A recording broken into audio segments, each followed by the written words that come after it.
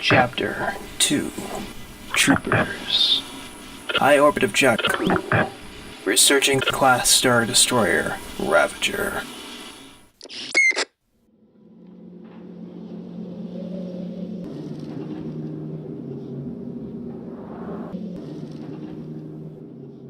Forward, march!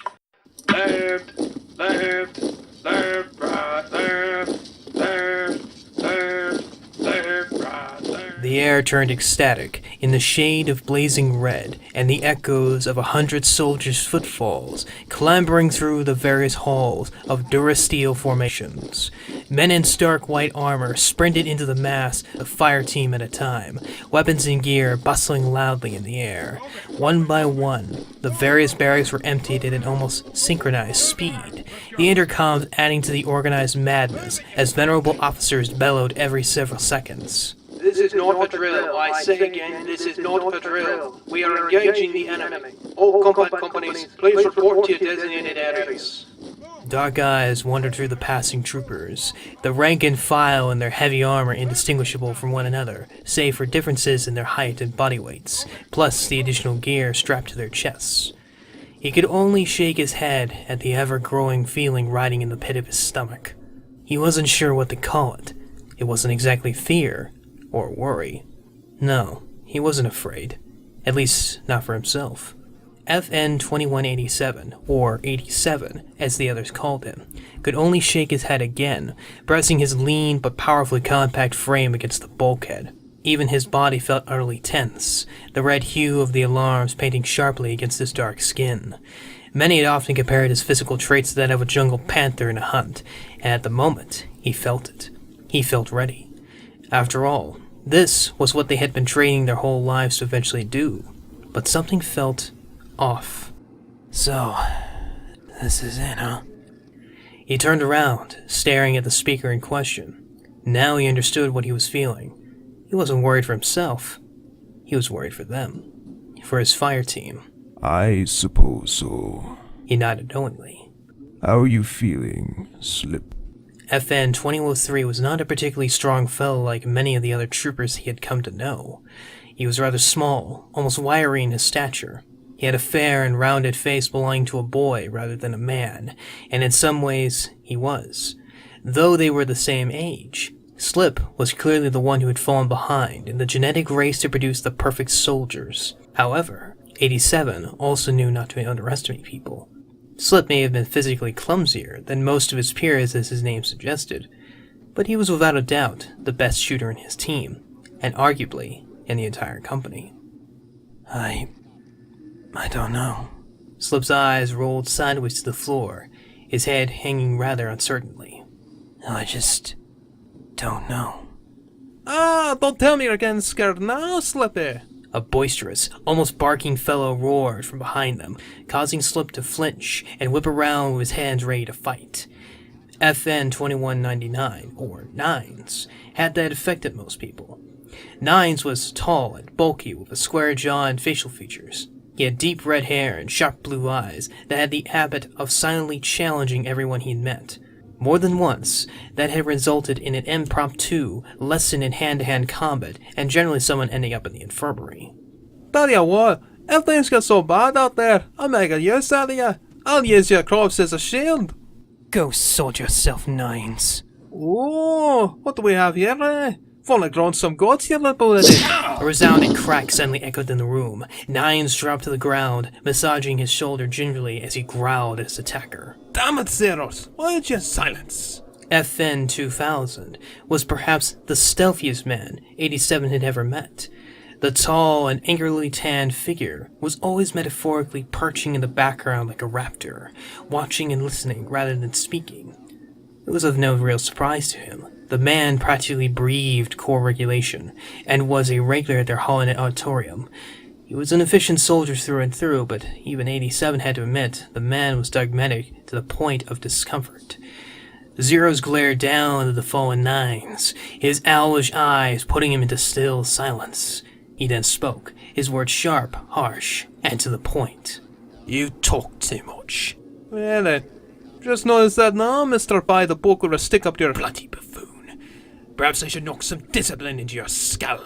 I'd like to see you try. Nines rose faster than his deceptive physique suggested, and was dogging Zero's nose to nose in the span of a blink. He grinned wryly at him, his eyes casually inviting their unspoken challenge. Zero's wasn't one to back down from it either, and was just as willing to throw down with his rival like they had many times over. This, however, ended as it always did. Enough! 87 bellowed. Nines and Zero quickly backed away, and along with Slip, stiffened to attention. Thank you. He nodded simply before marching over to his bunk to acquire his helmet and rifle before smartly about-facing. This is not a trading mission on Parnassus. Do you all understand? They all nodded. We're not fighting against some savages with sticks. This is real. We do not have the luxury of making mistakes. He eyed them deeply, softening his tone as he continued. But this is what we've been training for. It is what we were born to do. We are the best of the best. So, let's go and act like it, shall we? Now that sounds like a plan. Sooner we get down there and pound some proper ribs, the happier I'll be. For once, Nines, I agree with you. 87 nodded curtly, and they quickly went about finishing their gearing up process. He watched them silently at work, musing rather randomly at the contradiction of his men. They may fight like children at times, but they were brothers, and fought together like brothers. This was to be their first deployment, he knew, but he was confident in them. He meant it when he said that they were the best. Surprisingly, Slip was the first to finish out of the bunch. He set aside his helmet and went to work quickly checking his F-11E blaster rifle, effortlessly and methodically disassembling it and inspecting the various parts, then just as quickly putting them back together. Then he did it again, and again. 87 shook his head and took the man by his armored pauldron. Slip clenched, then stiffened again, his eyes looking out into nothing in particular. Are you okay, Slip? He opened his mouth to say something, but he just as quickly shut it. Speak, Slip. What's on your mind? He began, staring down at the rifle in his hands. I don't want to let you down, 87. You are not going to. But I want you to stay close to me. Do you understand? Slip nodded rather subdued. 87 patted him on the back, his hands echoing off of his armor plate. You're going to do fine, Slip. I knew it. Nines was the next to finish, which was again surprising. As their heavy weapons specialist, Nine had the privilege and burden of carrying his issued FWMB-10 heavy repeating blaster, or as he called it, the Mega. It was a big, bulky weapon with a long black barrel shroud and a heavy tripod for stationary defensive fire. But he carried it well enough, and along with the multitude of power packs strapped to his chest and back via a black harness vest, he quickly shouldered his weapon and trotted over to Zero's bunk, handing him his helmet. Zero's looked at him suspiciously, and Nines again gestured with the helmet. The exchange, however, did not surprise 87. The moment the Mega was in Nines' arms, he was almost a different man. Their training took over. When their helmet was donned, and only the hollow black eyes stared out from the form-fitting white helmets to give any indication of the men underneath, they became almost machine in their function. They were soldiers raised in the art of killing. It was all they knew, and it was what they were born to do. Suddenly, the intercom blared again. Aurek Company report to the hangar bay for debriefing. I'll repeat, Aurek Company report to the hangar bay. That's us. 87 replied as he finally donned his helmet, leading his men out into the hall to join the rest of his company. They were going to war.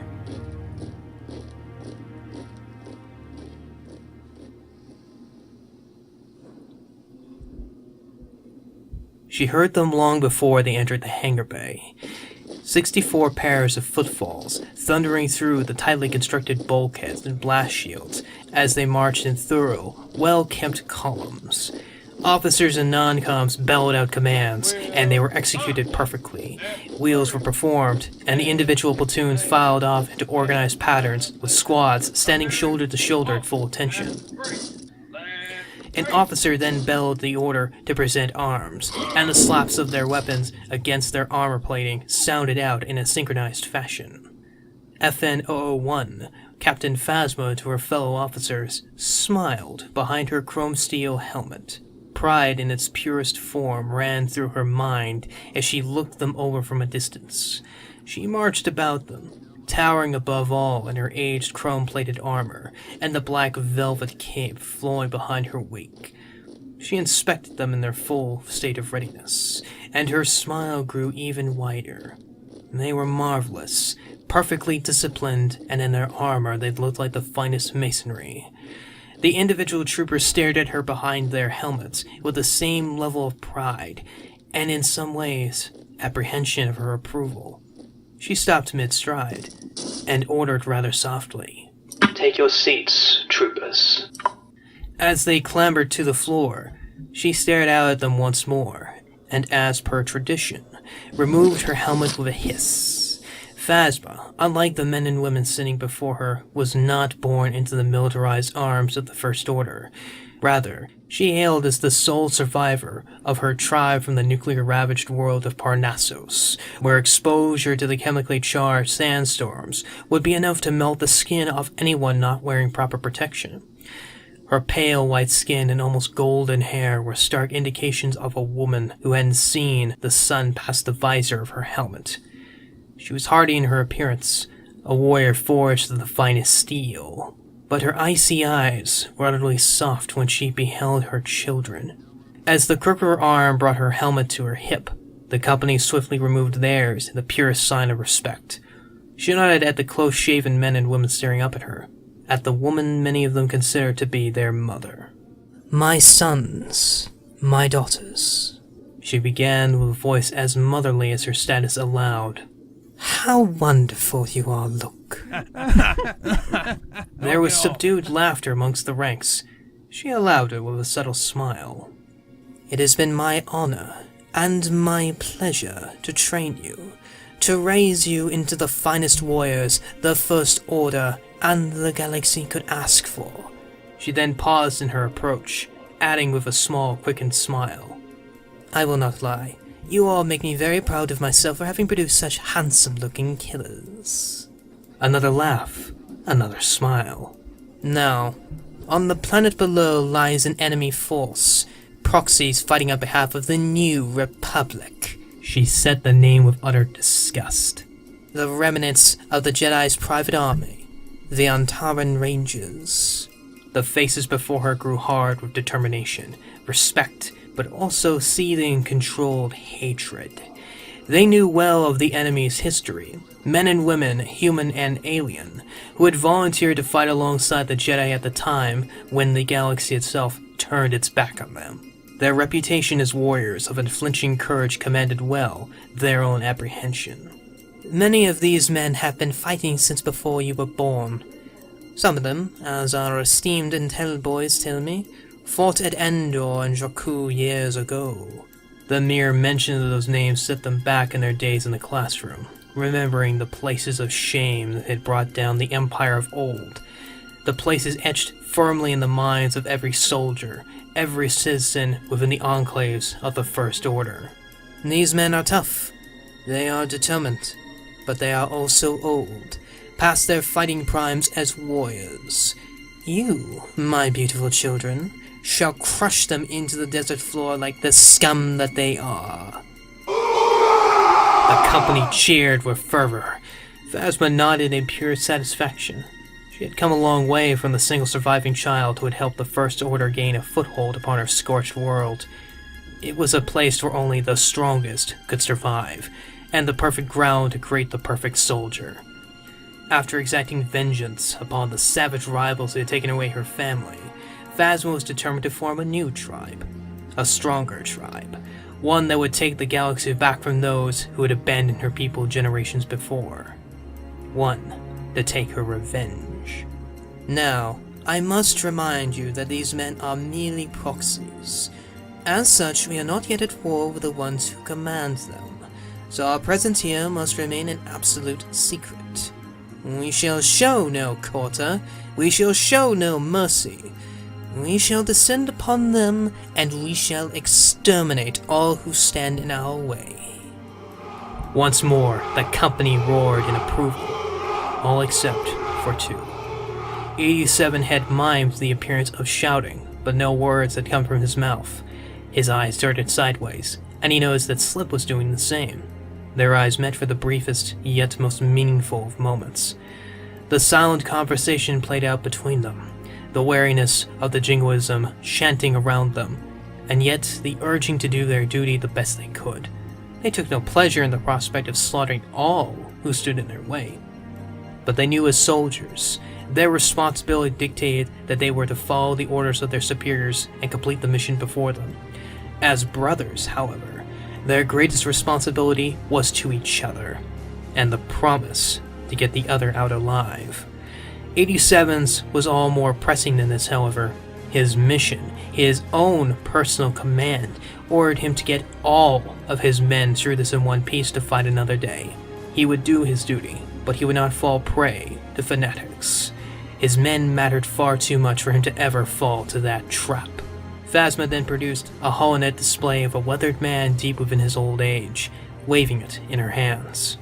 Our mission is to capture this man, Lorsan Tekka.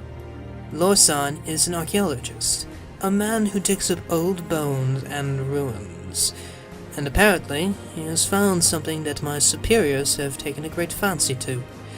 We shall secure him, and whatever it is he has discovered.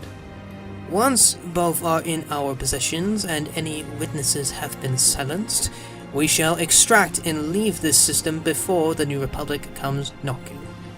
Any questions? Nines rose and bellowed. When will we get to kill us some proper ribs, Mom? Phasma smiled. Soon, FN 2199. Soon, we will get us to kill us some proper reps. But what about the rest of you? Are you going to let this boy do all the work? The company rose in unison, shouting. We want to kill us some proper names, Mom! Ooh, you've made this old lass very happy. Now, your platoon commanders will fill you in on the rest of your battlefield notes. I will see you on the ground. She then put her helmet back on, the seals locking in with a hiss.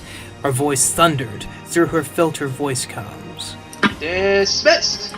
The company rose to their feet, donning their helmets as they replied. Aye, aye, aye. As they about-faced, the platoon filed off at a running pace. Lights went off, voice intercoms barked. Their footfalls thundered their approach as they boarded their dropships. This was it, the culmination of defeats, reorganizing, and preparation. It had all led to this. War was just a few minutes away.